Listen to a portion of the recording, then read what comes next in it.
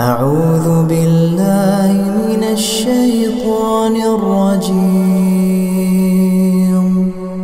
بسم الله الرحمن الرحيم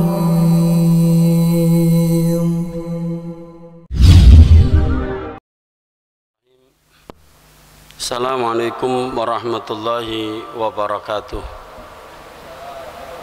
Alhamdulillahi rabbil alamin. Wabihi nasta'inu ala umuri dunya waddin. Wassalatu wassalamu ala asrafil anbiya'i wal mursalin Nabiyyina Muhammadin wa ala alihi wa sahbihi wa man tabi'ahum bi ihsanin ila yaumiddin. Subhanaka la ilma lana illa ma 'allamtana innaka antal alimul hakim.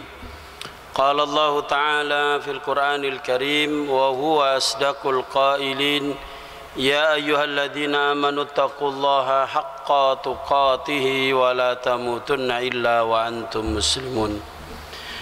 Wa qala Rasulullah sallallahu alaihi wasallam fa inna asdaqal hadithi kitabullah wa khairal hadi hadi Muhammadin sallallahu alaihi wasallam wa syarrul umuri muhdatsatuha fa inna kulla muhdatsatin bid'ah wa kulla bid'atin dhalalah wa kulla dhalalatin finnar. Ma'asyiral muslimin rahimani wa rahimakumullah, para bapak, ibu serta saudara sekalian jamaah Masjid Mujahidin yang dirahmati oleh Allah. Alhamdulillah, mari kita bersyukur kepada Allah Subhanahu wa taala.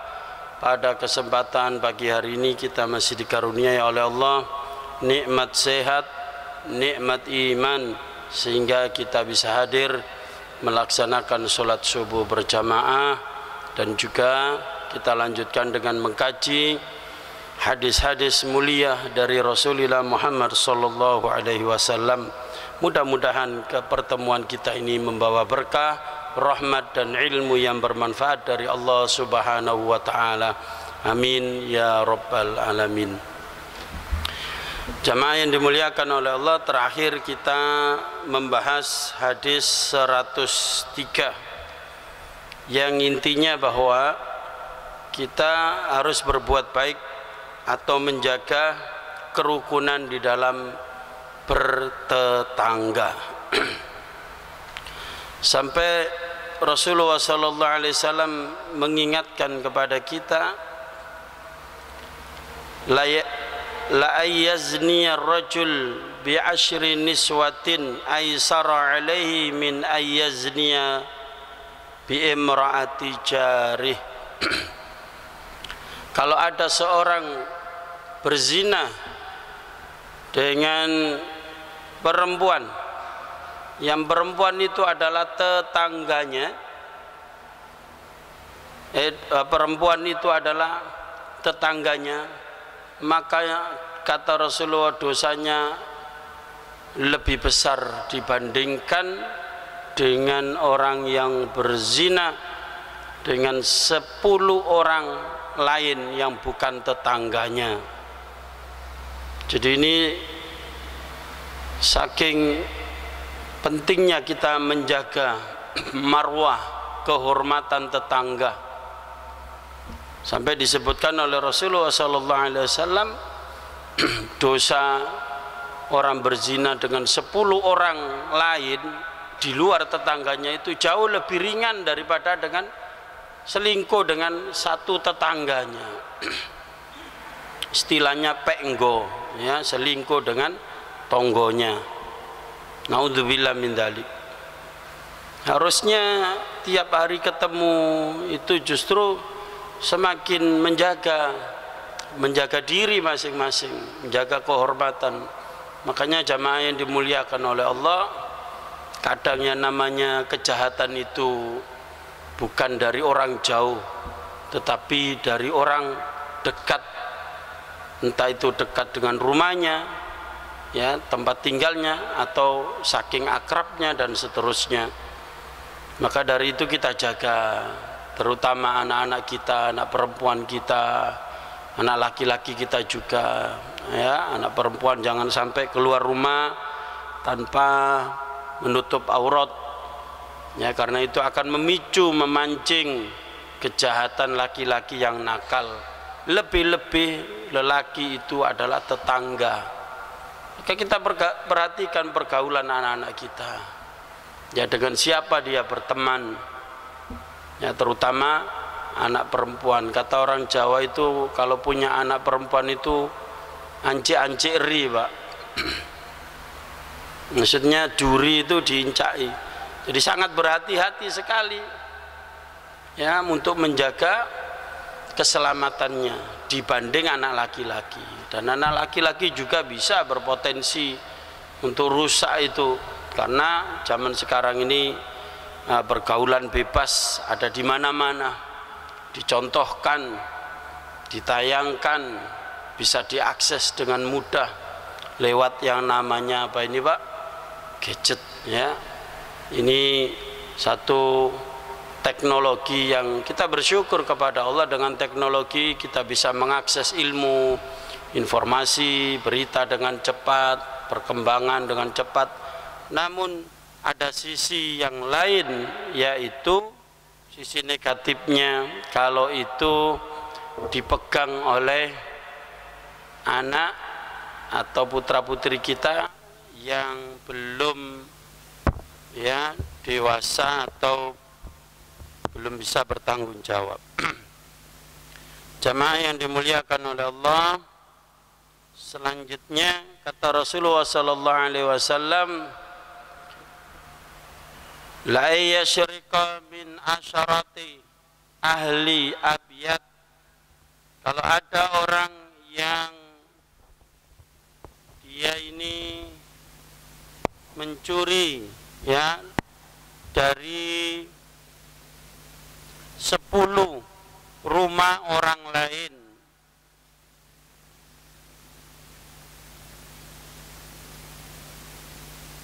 aisaru alaihi, dosanya lebih ringan baginya, min ayyasyrika min baiti jari, daripada dia mencuri di rumah tetangganya.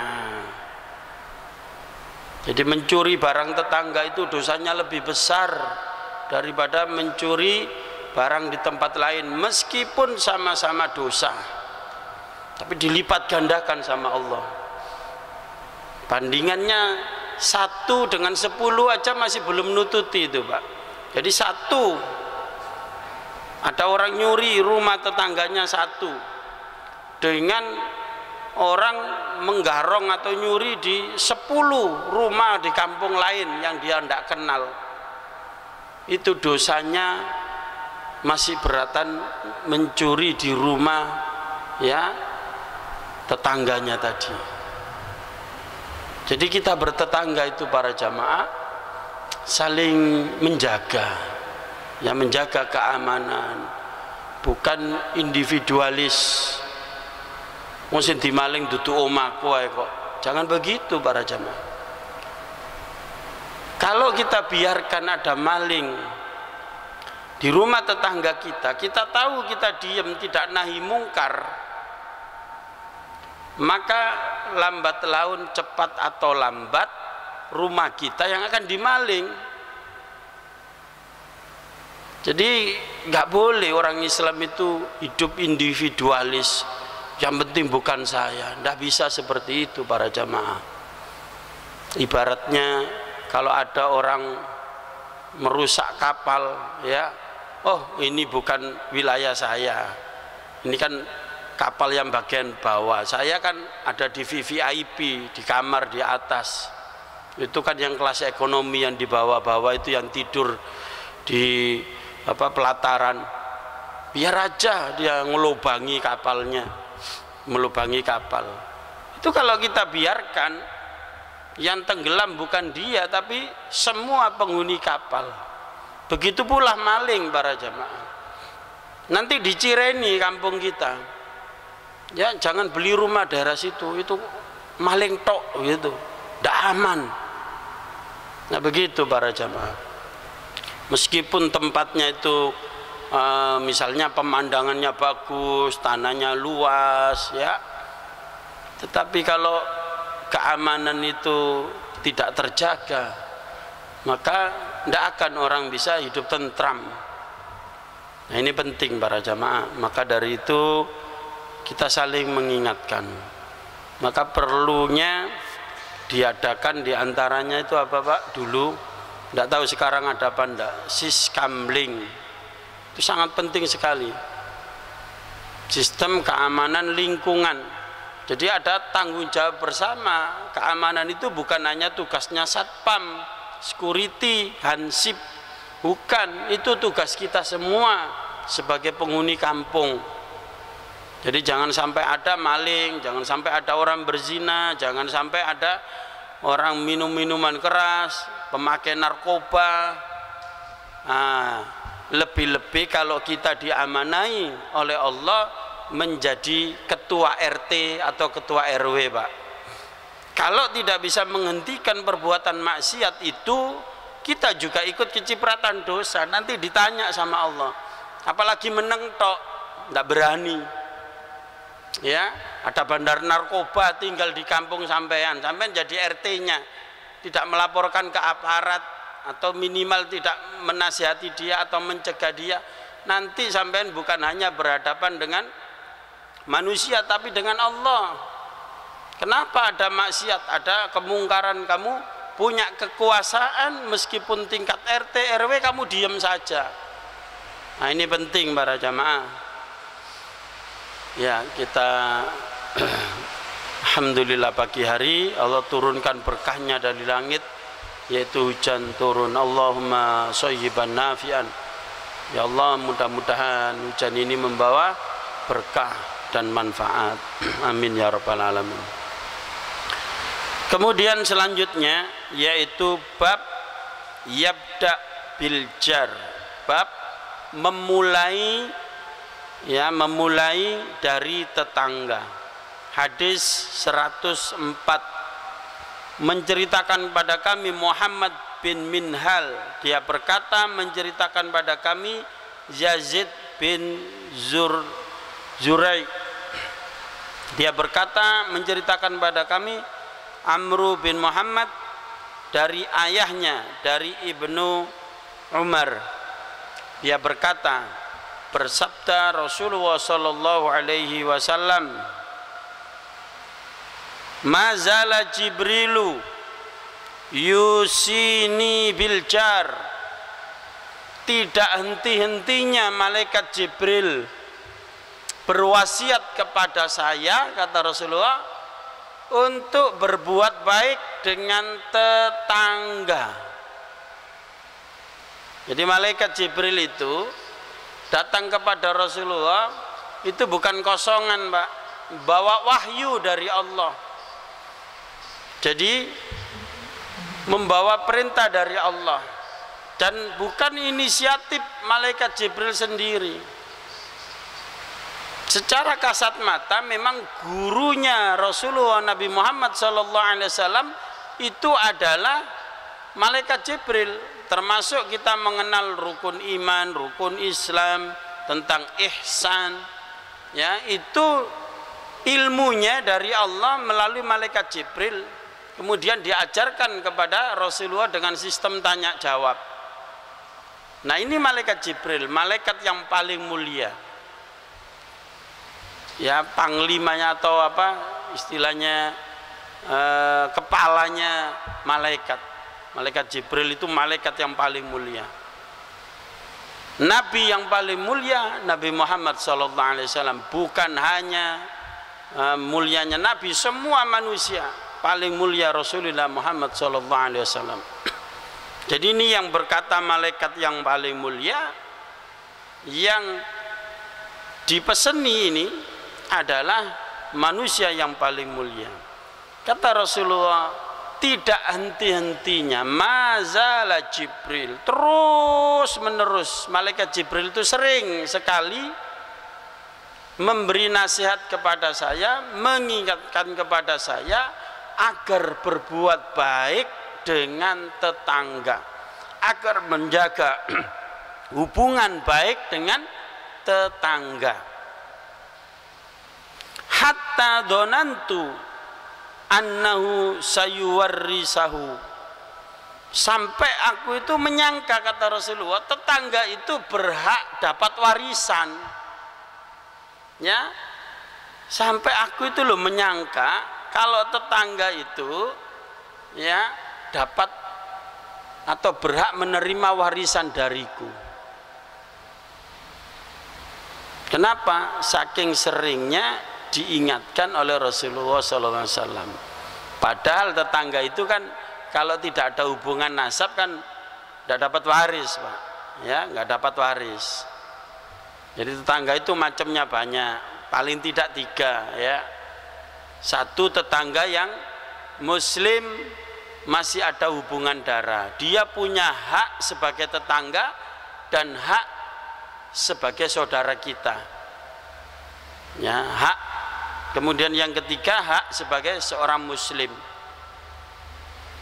Yang kedua, tetangga yang dia ini muslim namun tidak ada hubungan nasab, maka dia punya hak sebagai tetangga yang asalnya tidak kenal, kemudian beli rumah yang sama di situ, ketemulah ya, maka itu punya hak sebagai tetangga dan sebagai seorang muslim. Yang ketiga, tetangga dia bukan orang Islam ya, bukan, tidak ada hubungan nasab, maka dia punya hak sebagai tetangga, hak bertetangga. Nah, untuk siapa ini para jamaah? Kita diperintah oleh Allah ya melalui malaikat Jibril, kemudian diteruskan kepada Nabi Muhammad untuk berbuat baik dengan tetangga ini. Kepada tetangga yang mana? Ya 3 model itu semua. Pokok dia tetangga kita, dia berhak mendapatkan perbuatan baik dari kita, merasakan kebaikan kita. Kalau kita punya makanan kita bagi, kalau dia sakit kita jenguk, kalau dia perlu pertolongan kita tolong. Apakah dia muslim, apakah dia kafir, apakah dia saudara kita atau bukan, kalau dia tetangga itu punya hak. Dan itu kewajiban kita para jamaah, masing-masing kita. Jadi satu sama lain ada hak dan kewajiban bertetangga. Maka para jamaah yang dirahmati oleh Allah, umpama ya ada kita kisru dengan tetangga, ya lebih baik kita ngalah. Kalau itu urusan-urusan pribadi, kalau itu urusan-urusan yang ada kaitannya dengan pribadi kita, jangan kemudian kita membela diri begini. Oh, itu harga diri Ustadz, harga diri itu kadang kita tidak bisa mengukur harga diri kita. Dikit-dikit harga diri, oh, sudah tidak ada harga aja, harga diri. Para jamaah, kalau kita dijelekin orang tidak baik, orang tidak baik sama kita, lalu kita balas dengan sama dengan tidak baiknya, maka kita dengan dia podo eleke gitu loh. Ya, Allah sengaja membuat tetangga itu jahat sama kita, ya kan, itu qadarullah, takdir Allah. Untuk apa? Untuk menguji kita. Apakah kita ini benar orang baik atau malah kepancing ketularan dadi wong elek gitu loh. Jadi mikirnya itu jangan sebabnya, tetapi apa? Sikap kita bagaimana para jemaah. Dan ini pekerjaan, bukan pekerjaan mudah. Perlu dilatih para jemaah. Kadang kita sudah baik, sudah menyapa, dia melengos, tidak mau menyapa, diberi salam pura-pura nggak dengar. Kita jalan keluar, kelihatan dia dari jauh langsung masuk rumah. Ada yang model-model seperti itu para jamaah. Ya, jadinya kita mikir, aku ini salah apa? Ternyata setelah dipetani, dieling-eling, diingat-ingat tidak ada. Nah, berarti dia sedang tidak enak hati. Biarin, jangan ditanggapi. Nanti lama-kelamaan mari dewe yang seperti itu. Kalau kita malah balas tidak nyopo, malah busuk hati ya, kita suudon, naudzubillah min dzalik, ibarat api kita siram bensin, malah kisru yang apa itu kericikan jadi gerojokan ya gitu. Yang asalnya kecil masalah jadi besar. Jadi ini perlu latihan para jamaah, berbuat baik dengan tetangga ini. Selanjutnya hadis ini sama para jamaah. Mazala Jibril, ya tidak henti-hentinya Jibril berwasiat kepadaku untuk berbuat baik pada tetangga sampai aku menyangka, kata Rasulullah, tetangga itu berhak dapat warisan. Itu hadis dalam kitab ini paling tidak diulang 4 kali. Yang lalu sudah hadis 101, kemudian ini 104, ya kemudian lanjutannya 105, 106, matan hadisnya, isi hadisnya ini sama. Bayangkan satu kitab dibolan-baleni ada 4 kali. Berarti apa ini para jamaah? Kalau pelajaran itu diulang-ulang, ini berarti pelajaran penting. Kalau kata-kata itu diulang-ulang, berarti itu penekanan, harus ada perhatian. Ibarat kalau kita baca buku itu, kita kasih garis bawah atau kasih apa itu stabilo, kasih tanda, ini masalah penting. Mari kita bahas hadis selanjutnya, hadis 105. Menceritakan pada kami Muhammad bin Salam, dia berkata, mengkabarkan pada kami Sufyan bin Uyainah dari Dawud bin Syabur dan Abu Ismail, dari Mujahid, dari Abdullah bin Amru, annahu dubihat lahu syatan, bahwasannya dia, yaitu Abdullah bin Amru ini, menyembelih domba alias kambing, ya nama lainnya ya yang sejenis itulah. Kalau domba itu yang bulunya banyak, kalau kambing ya seperti kambing-kambing yang dipakai korban itu umumnya itu. Lah dia ini menyembelih kambing atau domba, Abdullah bin Amru. Faja'ala yaqul li ghulamihi, lalu dia bertanya kepada anaknya. Setelah menyembelih itu tanya kepada anaknya beberapa waktu kemudian, uhdita li jarinal yahudi. Perhatikan pertanyaannya, ya, uhdita li jarinal yahudi, apakah kamu sudah memberi hadiah daging kambing ini ke tetangga kita yang Yahudi itu? Yahudi kafir enggak Pak? Jelas kafir, bahkan musuh Islam nomor wahid itu. Al-Yahud walladzina asyraku. Musuh Islam paling kejam terhadap umat Islam itu Yahudi dan musyrikin, orang musyrik. Ya, jadi Yahudi Israel itu sampai sekarang kan dia menjajah Palestina yang sekarang ini.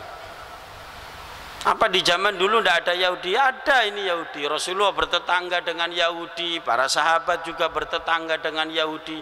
Bagaimana sikap Rasulullah dan para sahabat ini yang kita biasa menyebut salafus saleh, yang kita tiru perbuatannya itu, sikapnya bagaimana?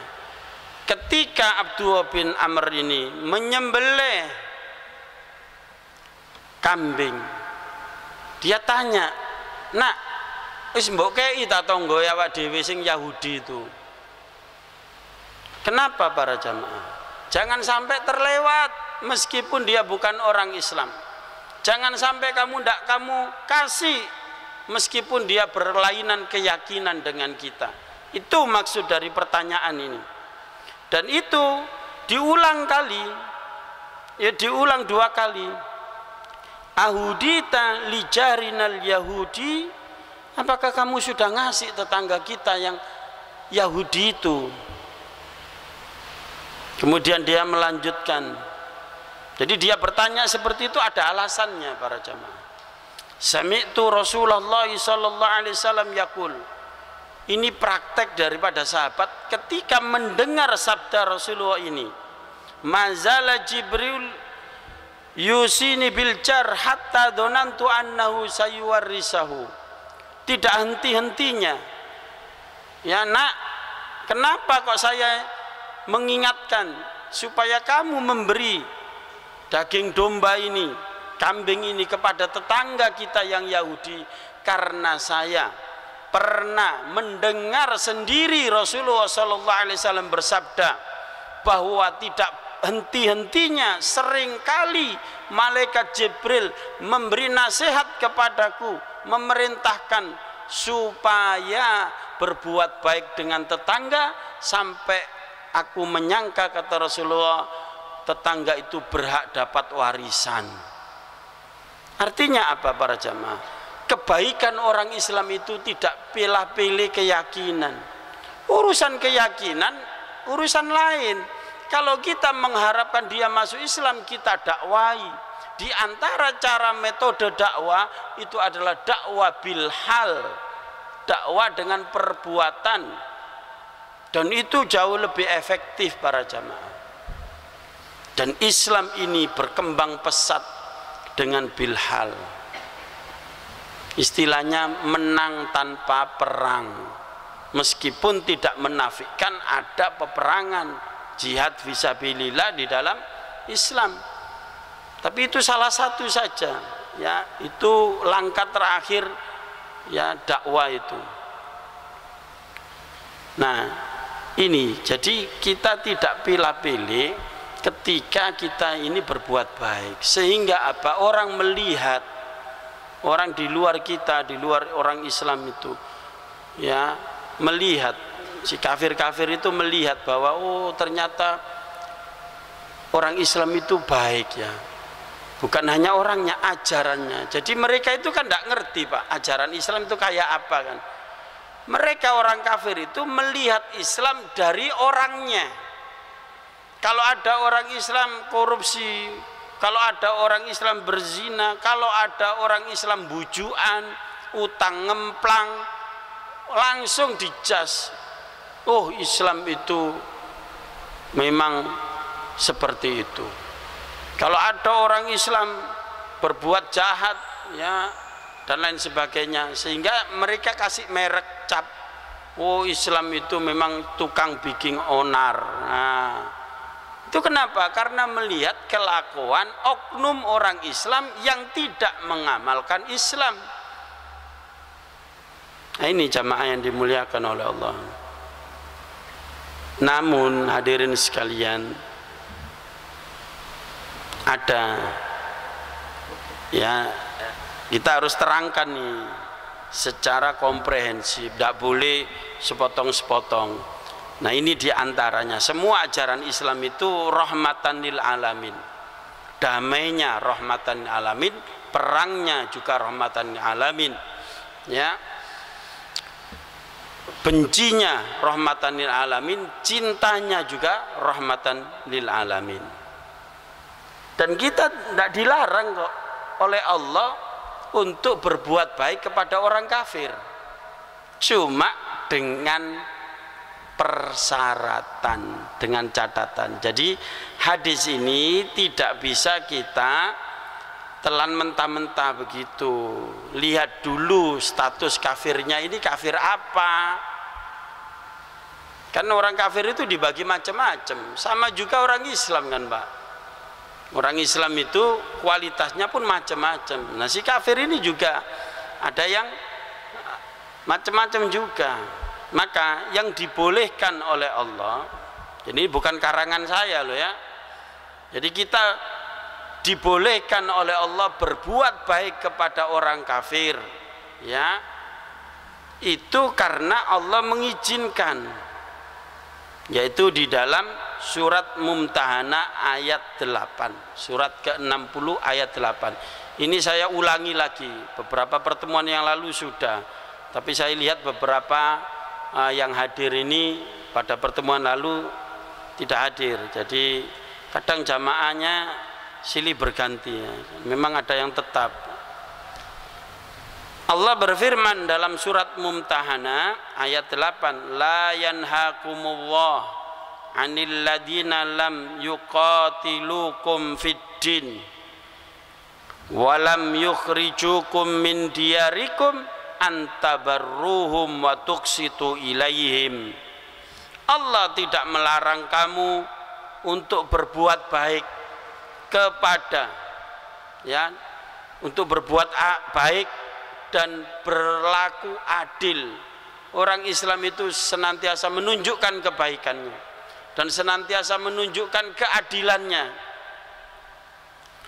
kepada orang-orang kafir yang dia ini tidak memerangimu karena agama. Jadi tidak memerangi agama, tidak memerangi Islam.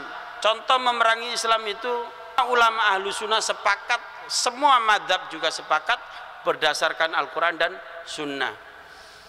Ya, syaratnya tetangga ini tidak melecehkan Islam, tidak menghina Allah, tidak menghina Rasulullah, tidak menghina syariat Islam. Kalau dia menghina misalnya, apa orang Islam itu jengkang-jengking, ini biasanya PKI seperti itu Pak, komunis. Dulu tahun 65 saya diceritain kakek saya, bapak saya itu PKI itu kalau menghina orang Islam itu sudah entek ngamek kurang golek. Wong Islam itu dibujuki wong Arab, jengkang jengking, maksudnya sholat itu Pak. Terus dia bikin ludruk, bikin apa itu sandiwara, judulnya Gusti Allah mantu katanya. Pelecehan ya. Kepada yang seperti itu tidak ada toleransi, karena dia sudah menodai Islam, melecehkan Islam. Nah ini, kalau tetangga itu dipastikan dia tidak memusuhi Islam dan tidak mengusir kita dari tempat tinggal kita. Kita beli rumah, ya rumah kita, kita mengajarkan ajaran Islam, kita mengamalkan Al-Quran dan Sunnah. Ngapain mereka yang ribut? Oh, tidak boleh di kampung ini kalau ada pengajian. Nah ini berarti memerangi Islam ini.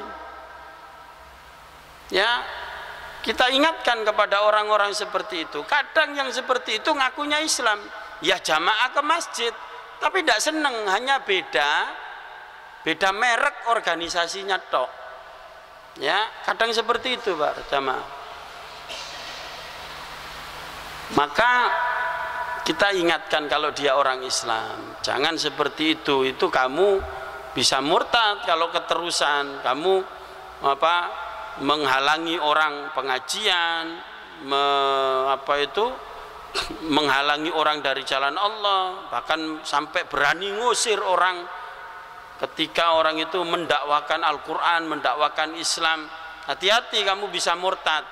Nah kita ingatkan seperti itu. Nah tapi kalau dia orang kafir, kita tidak boleh Pak, berteman saja tidak boleh ya. Dalilnya ayat selanjutnya, ayat 9, innama yanhakumullah 'anil ladina qatalukum fiddin wa akhrijukum min diyarikum wa dhaharu ala ikhrajikum an tawallauhum wa may yatawallahum faulaika humud dhalimun. Allah melarang kamu menjadikan orang kafir jadi teman. Siapa? Kalau dia memusuhi Islam. Yang kedua, kalau dia mengusir kamu dari tempat tinggalmu dan dia tidak ngusir, dia tidak memerangi, cuma membantu, nah itu podo ae kata Allah. Yang seperti itu kamu tidak boleh berkawan saja, tidak boleh. Jadi ini harus kita terangkan para jamaah. Jadi saya tidak mau jadi mubalek atau dai atau ustadz yang setengah-setengah, hanya menerangkan yang manis-manis gitu toh. ya harus sabar baik dengan Yahudi. Oh, nanti dulu ada catatannya gitu loh. Juga bukan semua orang kafir dimusuhi, tidak begitu. Jadi kita ini ahlus sunnah wal jamaah, pertengahan. Ahlus sunnah itu wasato, umat pertengahan. Nah, itu para jamaah hadis 105. Hadis selanjutnya hadis 106 itu juga sama ya. Jadi mazala Jibril yusini bil jar hatta donantu annahu layu warisahu. Sama hadisnya. Jadi ada 4 hadis ini. Inilah jamaah yang dimuliakan oleh Allah, sunnah Rasulullah SAW yang kita bahas pada kesempatan pagi hari ini. Mudah-mudahan kita bisa mengambil pelajaran dari apa yang diajarkan oleh Rasulullah SAW ini, dan dengan pertolongan Allah dapat kita amalkan. Dan semoga kita yang hadir maupun keluarga kita yang di rumah maupun saudara-saudara kita semua muslim, dan khususnya bahasa Indonesia ini, ya pada umumnya bahasa Indonesia, terbebas dari COVID-19 ya. Karena dalam pengajian-pengajian harus disisipkan ini ya. Sebenarnya COVID itu tidak lebih bahaya Pak daripada jauhnya kita dari Allah. Yang bahaya itu kalau diberi penyakit kemudian kita menjauh dari Allah. Ya, menjauh dari masjid, bahkan masjidnya ditutup, masjid itu dibuka terus, terserah orangnya mau datang atau enggak. Apalagi dibatasi kapasitas 50%. Kok gak dibatasi ya, ada ono 10% kok. Ini subuh tadi cuma 2 sop, berapa persennya coba? Enggak dibatasi loh tuh, enggak full. Apalagi dibatasi, lo tambah ada ono sih masjid. Jadi yang sakit kita harapkan sholat di rumah para jamaah. Ya, jangan nulari yang lain. Ya, tapi yang sehat datang ke masjid pakai protokol kesehatan. Do Ustadz yo udah pakai masker, aku yo nggak masker.